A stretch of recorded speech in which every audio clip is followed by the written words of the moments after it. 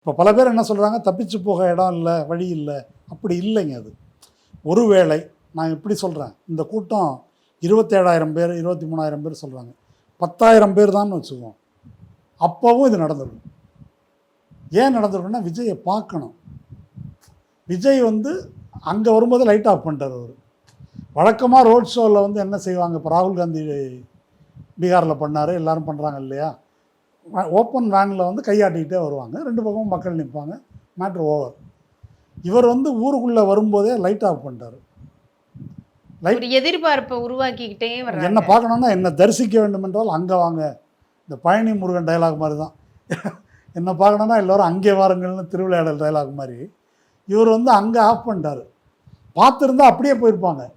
நீங்கள் மாநாடுகளெல்லாம் பார்த்தது தான், விஜயை பார்த்தோன்னே கூட்டம் கலைகிறது. அதை பேசி கேட்குறதுக்கெல்லாம் யாரும் வரல. அவர் ஹீரோவோட ரசிகர்கள் பார்த்தாங்க, கிளம்பிட்டாங்க.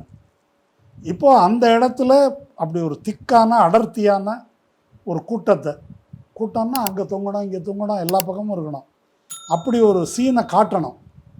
அப்போ அங்கே வாங்க. இப்போ இப்படி அது என்ன செஞ்சுருக்கிறாங்க அப்படின்னு சொன்னாக்கா, அது முன்ன சொன்னாங்க, ஒவ்வொரு இடத்துலையும் அந்த வண்டியை அப்படி நிறுத்தி வந்திருக்கிறாங்க. அது எனக்கு எப்படி தோணுதுன்னா, அந்த பிள்ளைகளை மிட்டாயை காட்டி விளையாட்டு காட்டுவோம்ல, இப்படி இழுத்துட்டு வர்றது, அந்த மாதிரி பண்ணியிருக்கிறாங்க.